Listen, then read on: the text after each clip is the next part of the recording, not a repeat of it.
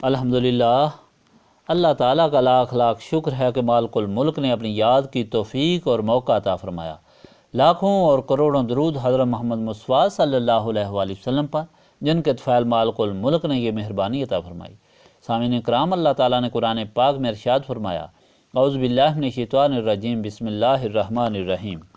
اے ایمان والو، نہ خیانت کرو اللہ تعالیٰ اور رسول صلی اللہ علیہ وآلہ وسلم سے، اور نہ خیانت کرو اپنی امانتوں میں، اس حال میں کہ تم جانتے ہو اور خوب جان لو کہ تمہارا مال اور اولاد آزمائش ہے، اور بے شک اللہ تعالیٰ ہی کے پاس اجر عظیم ہے۔ اے ایمان والو، اگر تم اللہ تعالیٰ سے ڈرتے رہو گے تو پیدا کر دے گا تم میں حق اور باطل میں تمیز کی قوت، اور مٹا دے گا تم سے تمہارے گناہ اور بخش دے گا تمہیں، اور اللہ تعالیٰ بڑے فضل والا ہے۔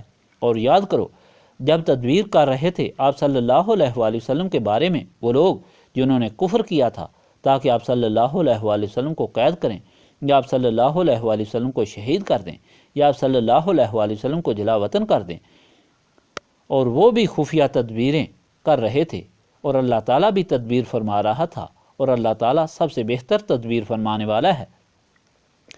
اور جب پڑھی جاتی ہیں ان کے سامنے ہماری آیتیں تو کہتے ہیں کہ سن لیا ہم نے، اگر ہم چاہیں ہم بھی تو ایسی باتیں کر سکتے ہیں، نہیں ہیں یہ مگر کہانیاں اگلے لوگوں کی۔ اور جب انہوں نے کہا کہ اللہ تعالیٰ اگر ہو یہی تیری طرف سے سچ تو برسا پتھر ہم پر آسمان کی طرف سے، اور دے ہمیں دردناک عذاب، اور انہیں دینے والا عذاب اللہ تعالیٰ انہیں، کیونکہ آپ صلی اللہ علیہ وآلہ وسلم ان میں موجود ہیں، اور نہیں دینے والا عذاب اللہ تعالیٰ انہیں، کیونکہ آپ صلی اللہ علیہ وآلہ وسلم ان میں موجود ہیں، اور نہیں ہے اللہ تعالیٰ انہیں عذاب دینے والا جب وہ مغفرت طلب کر رہے ہوں۔ پچھلے فرمان الہی میں اللہ تعالیٰ پر ایمان لانے والوں کے لیے بڑی ضروری ہدایات ہیں۔ پہلی ہدایت یہ کہ اللہ تعالیٰ اور رسول پاک صلی اللہ علیہ وآلہ وسلم کی اطاعت میں زندگی گزارو، کیونکہ دولت ایمان کی وجہ سے وہ لوگ ہی سننے اور جاننے والے ہیں۔ یہ ایمان سے محروم لوگوں کی حالت نہ ہوں جو سننے، دیکھنے اور کہنے کی طاقت سے محروم ہوں، کیونکہ سننے، جاننے اور دیکھنے سے محروم ایسے بہرے گونگے ہوتے ہیں کہ اللہ تعالیٰ ان سے سخت نفرت کرتا ہے، اور وہ سب سے بدتر مخلوق ہوتی ہے، جس طرح کفار اور مشرکین۔ دوسری ہدایت یہ دی گئی کہ اللہ تعالیٰ اور رسول صلی اللہ علیہ وآلہ وسلم کے بلانے پر فوراً حاضر جناب بولیں، اس لیے کہ یہ اطاعت رسول صلی اللہ علیہ وآلہ وسلم کی پہلی سیڑھی ہے، اور اس اطاعت سے انسان کو روحانی زندگی ملتی ہے۔ جو اطاعت سے محروم ہوں ان کی روحانی موت ہو جاتی ہے۔ تیسری ہدایت یہ ملی کہ جب اللہ تعالیٰ کی بغاوت اور رسول پاک صلی اللہ علیہ وآلہ وسلم کی نافرمانی کی، یعنی گناہ ہوتے دیکھو تو اسے روکو، اگر چپ رہو گے تو گنہگار اللہ تعالیٰ کے عذاب میں خود تو ہیں، مگر جو چپ رہے سمجھنے کے باوجود ان پر بھی عذاب اسی طرح محیط ہوگا۔ چوتھی ہدایت یہ ملی کہ اللہ تعالیٰ کی نعمتوں اور احسان کو ہمیشہ یاد رکھنا چاہیے، اور اللہ تعالیٰ کا شکر ادا کرتے رہنا چاہیے۔ اللہ تعالیٰ اپنے شکر گزار بندوں پر اپنے انعامات زیادہ سے زیادہ کرتا ہے۔ جو احسان خدا بندی کو بھول جاتے ہیں وہ کفران نعمت کی وجہ سے اللہ تعالیٰ کی نعمت سے محروم ہو جاتے ہیں۔ آج کے فرمان الہی میں بھی اللہ تعالیٰ اپنے بندوں کو ہدایت فرما رہا ہے، جس پر چلنے سے دونوں جہانوں کی خوشیاں اور کامیابیاں ملتی ہیں۔ پہلی ہدایت یہ ملی کہ اللہ تعالیٰ اور اس کے رسول صلی اللہ علیہ وآلہ وسلم کی خیانت مت کرو، اور نہ آپس میں ایک دوسرے سے خیانت کرو، اور تم جانتے بھی ہو اللہ تعالیٰ سے خیانت یہ ہے کہ سب کچھ اس کا دیا ہوا ہے، سر کے بالوں سے لے کر پاؤں کے ناخنوں تک اس کی دین ہے، عقل ہو، سمجھ ہو، دیکھنا ہو یا سننا ہو، سب اس کی مہربانی ہے۔ اب اگر اس کی دین کو اس کے حکم کے خلاف استعمال کیا جائے تو یہی خیانت ہے۔ دیانت یہ ہے کہ ایک ایک بال اللہ تعالیٰ کا شکر ادا کرے، اور ایک ایک لمحہ اس کی اطاعت میں بسر ہو۔ اور رسول پاک صلی اللہ علیہ وآلہ وسلم کی خیانت یہ ہے کہ جس محسن اعظم صلی اللہ علیہ وآلہ وسلم کے طفیل تخلیق کائنات ہوئی، جس کے طفیل ہم کو اللہ تعالیٰ سے سب کچھ ملا، خواہ وہ بدن ہو یا بدن کی پروان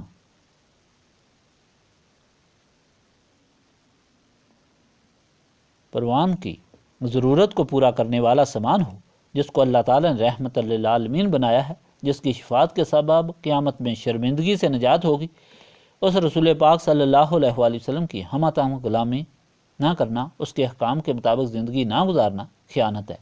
دیانت یہ ہے کہ کوئی قول اور فعل سنت کے خلاف نہ ہو، اور ایک ایک بال عشق رسول صلی اللہ علیہ وآلہ وسلم سے سرشار ہو، تن من دھن اولاد ماں باپ مال اور ہر چیز رسول پاک صلی اللہ علیہ وآلہ وسلم پر قربان ہو، اور یہ عقیدہ ہو کہ حضور پاک صلی اللہ علیہ وآلہ وسلم کی غلامی میں ہی اللہ تعالیٰ کی رضا ہے۔ اس کے ساتھ یہ حکم ہوا کہ دیکھو تم یہ خیانت اور اللہ تعالیٰ کی ہو یا رسول پاک صلی اللہ علیہ وآلہ وسلم کی اولاد اور مال کی لالچ سے ہی کر سکتے ہو، اس لیے ہوش سے کام لو۔ مال اور اولاد یہ سب اللہ تعالیٰ کی دین ہے اور تمہارے لیے آزمائش ہے، ان کی محبت میں کبھی بھی اللہ تعالیٰ کو ناراض نہ کرو، اور یہ بھی اللہ تعالیٰ کے راستے میں قربان کرو۔ اگر ایسا کرو گے تو کبھی نقصان نہیں اٹھاؤ گے، بلکہ یہ اللہ تعالیٰ کے راستے میں جب قربان کرو گے تو یہ تمہاری دائمی دولت بن جائے گی، اور ان سے تم کو بہت بڑا فائدہ ہوگا۔ اس کا بدلہ بھی مالک الملک تم کو دے گا جو عظیم ہوگا، جو عظیم مالک کی طرف سے تم پر عطا ہوگی۔ ان آیات پاک کا شان نزول تو یہ ہے کہ بنو قریظہ کا محاصرہ لمبا ہوا اور انہوں نے ہتھیار ڈالنے چاہے تو حضور پاک صلی اللہ علیہ وآلہ وسلم نے ابو لبادہ کو بھیجا کہ سعد بن معاذ کا فیصلہ منظور ہے، تو انہوں نے ابو لبادہ سے پوچھا کہ سعد بن معاذ نے کیا فیصلہ کیا؟ اس پر ابو لبادہ نے گردن پر ہاتھ پھیر کر یعنی تم کو قتل کرنے کا۔ حضرت ابو لبادہ نے یہ بات اس لیے کہہ دی کہ ان کے بچے بنو قریظہ کے محلے میں رہتے تھے، ان کو اپنے بچوں کا لالچ پیدا ہوا، تو یہ حکم نازل ہوا کہ حضور پاک صلی اللہ علیہ وآلہ وسلم کا راز کیوں ظاہر کر دیا۔ اس پر نسبت رسولی صلی اللہ علیہ وآلہ وسلم رکھنے والے حضرت ابو لبادہ اپنی غلطی پر شرمندہ ہو گئے اور اپنے آپ کو مسجد نبوی کے ستون سے باندھ دیا اور کھانا پینا چھوڑ دیا۔ 7 دن تک اسی طرح بندے رہے، 7 دن بعد بے ہوش ہو گئے۔ ادھر ان کی معافی کا حکم نازل ہوا۔ لوگوں نے ان کو ستون سے کھولنا چاہا، لیکن انہوں نے کہا حضور پاک صلی اللہ علیہ وآلہ وسلم کے بغیر مجھے کوئی نہ کھولے۔ حضور پاک صلی اللہ علیہ وآلہ وسلم نے آ کر کھولا تو پھر انہوں نے عرض کیا، یا رسول اللہ صلی اللہ علیہ وآلہ وسلم، اس دنیا کے لالچ میں نے یہ خیانت کی، اس لیے یہ سب مال اور جائیداد اللہ تعالیٰ کے نام پر وقف کرتا ہوں۔ تو حضور پاک صلی اللہ علیہ وآلہ وسلم نے تیسرا حصہ وقف کرنے کا حکم دیا۔ دوسری ہدایت ہمیں یہ ملی، جو لوگ تقوی اختیار کرتے ہیں اللہ تعالیٰ ان کے دلوں کو نسبت رسولی صلی اللہ علیہ وآلہ وسلم سے روشن کر دیتا ہے، ان کو برائی اور اچھائی میں تمیز حاصل ہو جاتی ہے، ان کے گناہ ان سے دور ہو جاتے ہیں، یعنی ان کے گناہ معاف ہو جاتے ہیں، کیونکہ اللہ تعالیٰ بڑے فضل والا ہے، اس کا بڑا انعام ہے جس طرح اس نے ابو لبادہ کا گناہ معاف فرمایا۔ تیسری ہدایت ملی کہ مشرکین مکہ جب اپنی تمام ترکیبوں میں فیل ہو گئے تو آخر وہ نبی پاک صلی اللہ علیہ وآلہ وسلم کے متعلق سوچ وچار کے لیے دار الندوہ میں جمع ہوئے کہ کیا کیا جائے۔ پہلی رائے پیش ہوئی کہ حضور پاک صلی اللہ علیہ وآلہ وسلم کو قید کر دیا جائے اور بھوکا رکھنا چاہیے تاکہ آپ ختم ہو جائیں، لیکن شیطان ایک بوڑھا بن کر آیا۔ اس نے کہا کیونکہ حضور پاک صلی اللہ علیہ وآلہ وسلم کے غلام سر کی بازی لگا کر حضور پاک صلی اللہ علیہ وآلہ وسلم کو لے جائیں گے۔ پھر رائے پیش ہوئی کہ حضور پاک صلی اللہ علیہ وآلہ وسلم کو جلا وطن کر دیا جائے، لیکن شیطان نے پھر کہا کہ یہ بھی غلط ہے۔ حضور پاک صلی اللہ علیہ وآلہ وسلم جو ہی باہر نکلے سب دنیا آپ صلی اللہ علیہ وآلہ وسلم پر فدا ہو جائے گی۔ پھر ابو جہل نے رائے دی کہ ہر قبیلے کے آدمی اکٹھے ہوں، سب مل کر اکٹھا وار کر کے حضور پاک صلی اللہ علیہ وآلہ وسلم کو شہید کریں تاکہ کسی ایک قبیلے پر الزام نہ لگایا جا سکے اور بنو ہاشم ان سے بدلہ نہ لے سکیں۔ شیطان نے یہ رائے پسند کی اور سب کفار نے پسند بھی کی۔ ادھر جبرائیل نے اللہ تعالیٰ کے حکم پر آ کر آپ صلی اللہ علیہ وآلہ وسلم کو سب کچھ بتا دیا، اللہ تعالیٰ کا حکم سنایا کہ آپ صلی اللہ علیہ وآلہ وسلم مدینہ کی طرف ہجرت کر جائیں۔ ادھر نبی پاک صلی اللہ علیہ وآلہ وسلم نے اپنی چارپائی پر حضرت علی کو لٹایا کہ صبح سب کی امانتیں ان کو دے دینا، واپس کرنا۔ کفار باہر سے دیکھتے رہے کہ حضور پاک صلی اللہ علیہ وآلہ وسلم پر چارپائی پر لیٹے ہیں، لیکن حضور پاک صلی اللہ علیہ وآلہ وسلم نے سورہ یاسین پڑھتے ہوئے مٹی پھینکی جس نے کفار کو اندھا کر دیا۔ وہ نہ دیکھ سکے اور حضور پاک صلی اللہ علیہ وآلہ وسلم حضرت ابوبکر صدیق کو لے کر ہجرت کر گئے۔ کفار کو پتہ چلا کہ انہوں نے پیچھا کیا۔ آپ صلی اللہ علیہ وآلہ وسلم غار ثور میں 3 دن رہے۔ غار میں سب سے پہلے حضرت ابوبکر اندر داخل ہوئے اور حضور پاک صلی اللہ علیہ وآلہ وسلم سے عرض کی کہ آپ صلی اللہ علیہ وآلہ وسلم باہر ٹھہریں، میں پہلے غار کو صاف کر لوں گا، خدا نہ خواستہ کوئی موذی جانور اندر نہ ہو۔ انہوں نے پورے غار کو صاف کیا، پھر اپنی پگڑی پھاڑ کر سوراخ بند کیے، صرف ایک سوراخ باقی رہا۔ پھر آپ نے حضور پاک صلی اللہ علیہ وآلہ وسلم کو اندر آنے کے لیے درخواست کی۔ آپ بیٹھے اور حضور پاک صلی اللہ علیہ وآلہ وسلم نے آپ کی گود میں سر رکھا اور آرام کرنے لگے۔ حضرت بکر صدیق نے پاؤں کے انگوٹھے سے سوراخ بند کر رکھا تھا تاکہ ادھر سے کوئی موذی چیز نہ نکل آئے، لیکن اس سوراخ سے آپ کو ایک سانپ نے کاٹ لیا، لیکن آپ نے معمولی سی بھی حرکت نہ کی تاکہ حضور پاک صلی اللہ علیہ وآلہ وسلم جاگ نہ جائیں۔ آپ کے شدت درد سے آنسو نکلے اور حضور پاک صلی اللہ علیہ وآلہ وسلم پر گھرے۔ حضور پاک صلی اللہ علیہ وآلہ وسلم نے پوچھا کیا ہوا؟ تو آپ نے حال عرض کیا۔ حضور پاک صلی اللہ علیہ وآلہ وسلم نے لعاب مبارک لگایا تو آپ ٹھیک ہو گئے۔ دوسری جانب غار کے منہ پر مکڑی نے جالا بون دیا اور کبوتری نے انڈے دے دیے۔ کفار وہاں تک گئے تو یہ دیکھ کر ان کو یقین ہو گیا کہ غار کے اندر کوئی نہیں، چنانچہ اللہ تعالیٰ نے فرمایا کہ یہ لوگ کیا تدبیریں کر رہے تھے اور اللہ تعالیٰ اپنی تدبیر سے کس طرح ان کی تدبیر کو ناکام کر رہا تھا۔ چوتھی ہدایت یہ ملی کہ ان لوگوں کو جب اللہ تعالیٰ کی آیات سنائی جاتی ہیں تو یہ جواب دیتے ہیں کہ یہ تو پرانے لوگوں کے قصے ہیں، ہم اس سے بہتر قصے سنا سکتے ہیں۔ نضر بن حارث شام گیا تھا، وہاں اس کو کیسر و کسریٰ کی کہانیاں کی کتابیں ملیں جو وہ پڑھ کر لوگوں کو سناتا تھا اور یہ بکواس کرتا تھا۔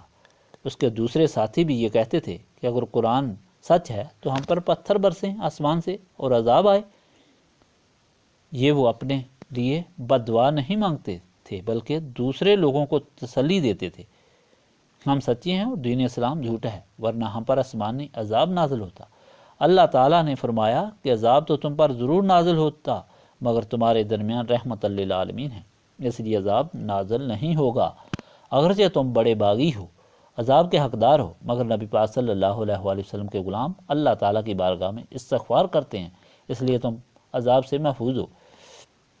سامعین کرام، اب اس ساری ہدایتوں سے اور سارے واقعات سے جو چیز روز روشن کی طرح عیاں ہوئی وہ یہ ہے کہ نسبت رسولی صلی اللہ علیہ وآلہ وسلم، جس کی اہمیت یہ ہے کہ اگر اللہ تعالیٰ کا قرب حاصل ہوا تو نسبت رسولی صلی اللہ علیہ وآلہ وسلم سے، اگر سب کچھ اللہ تعالیٰ کی راہ میں قربان کرنے کی ہمت ہوئی تو نسبت رسولی صلی اللہ علیہ وآلہ وسلم سے، اگر برائی اور اچھائی میں تمیز کرنے والی روشنی حاصل ہوئی تو وہ بھی نسبت رسولی صلی اللہ علیہ وآلہ وسلم سے، جبکہ نسبت رسولی صلی اللہ علیہ وآلہ وسلم سے محروم اندھے بھی ہوئے، ان کی تدبیریں بھی فیل ہوئیں اور آخر میں غرق ہوئے۔ گویا اللہ تعالیٰ کی طرف سے ہدایت ہوئی کہ اگر اللہ تعالیٰ کا بندہ اور رسول پاک صلی اللہ علیہ وآلہ وسلم کا غلام بننا چاہتے ہو اور دونوں جہانوں میں سرخرو اور سرفراز ہونا چاہتے ہو تو نسبت رسولی صلی اللہ علیہ وآلہ وسلم حاصل کرو۔ اس کو حاصل کرنے کے لیے سینوں کی صفائی کی ضرورت ہے جو یاد الہی سے ہوتی ہے۔ اللہم صلی علی سیدنا محمد وعلی آلہ وصحابہ صلاۃ تکون لنا مان من کل خوف، لا الہ الا انت سبحانک انی کنت من الظالمین۔ ربنا آتنا فی الدنیا حسنۃ وفی الآخرۃ حسنۃ وقنا عذاب النار۔ استغفر اللہ العظیم الذی لا الہ الا هو الحی القیوم واتوب الیہ۔ استغفر اللہ العظیم الذی لا الہ الا هو الحی القیوم واتوب الیہ۔ استغفر اللہ العظیم الذی لا الہ الا هو الحی القیوم واتوب الیہ۔ ربنا تقبل منا انک انت السمیع العلیم وتب علینا انک انت التواب الرحیم۔